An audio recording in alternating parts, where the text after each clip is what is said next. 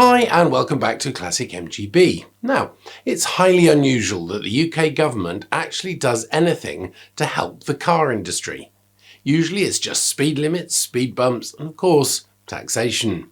But that's exactly what's happened.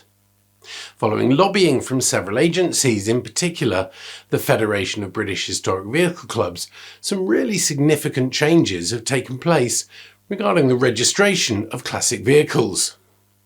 The Driver and Vehicle Licensing Agency, or Dvla for short, is replacing its existing policies on rebuilt and radically altered vehicles with two new sets of guidance that will apply to all vehicles regardless of age.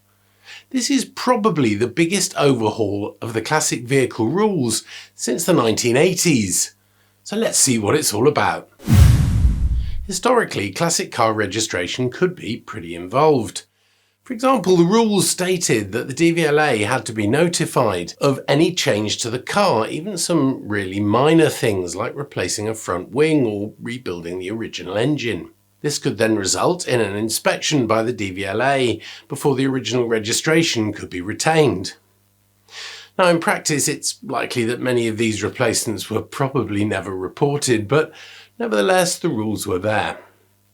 Another major bone of contention was the dreaded Q plate that the Dvla would use if the age or identity of the vehicle was uncertain. For the benefit of our overseas viewers, in the UK, the authorities have adopted various methods to use the registration plate to identify the year the car was registered. This allowed the age of the car to be seen at a glance.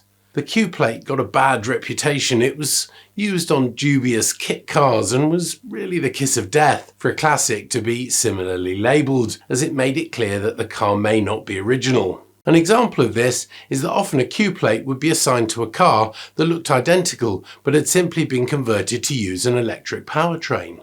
According to the Dvla, the new regulations are designed to reflect modern restoration methods, simplify the registration process and help classic car owners keep their vehicles on the road whilst ensuring safety and accurate records. The new rules were announced on the 20th of August 2025 and came into force on the 26th of August, and there's a link to the full details in the description. But let's go through the two new sets of guidance. The first set concerns repaired or restored vehicles. There's now no requirement to notify the Dvla where a vehicle has been repaired or restored back to its original working standard, provided that worn-out components or body panels are replaced on a like-for-like basis. The appearance of the vehicle is the same as when it was originally manufactured.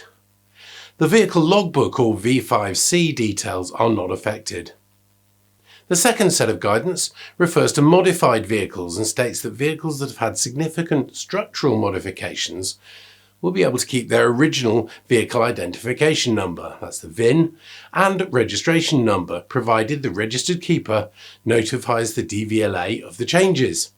Examples of this could include cutting into the chassis, monocoque or frame, changing the vehicle's appearance or dimensions from the original manufacturer's specification, conversions from an internal combustion engine to electric propulsion.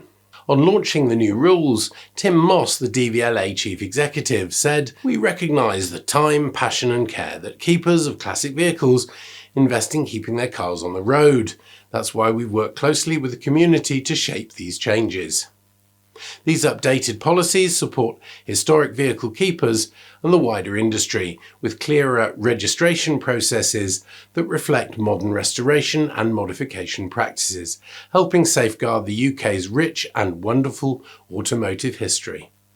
These changes will allow enthusiasts to focus on what they love most, preserving and enjoying these remarkable vehicles. Hopefully, the government will continue to support the classic car industry that reportedly employs more than 110,000 people and contributes almost £18 billion to the UK economy. It's perhaps for this reason that the Minister for the Future of Roads, Lillian Greenwood, said, "We know how much love, time and effort goes into keeping classic cars, and we're right behind the community." These changes are about cutting red tape and making life easier for enthusiasts, whether you're restoring a vintage gem or converting it to electric. It's all about celebrating the UK's amazing motoring heritage and helping the industry thrive well into the future. All in all, we think these changes are great news for classic car owners, and it does show that the government and the DVLA does occasionally listen to the needs of the classic car community and has come up with a sensible, workable plan to allow us to enjoy our cars. That said, please let us know what you think in the comments. If you've enjoyed the video, we'd really appreciate it if you'd give it a like, share it with anyone that's interested, and also subscribe to the channel. It really helps YouTube get our content to new viewers. As always, many thanks for watching and take care.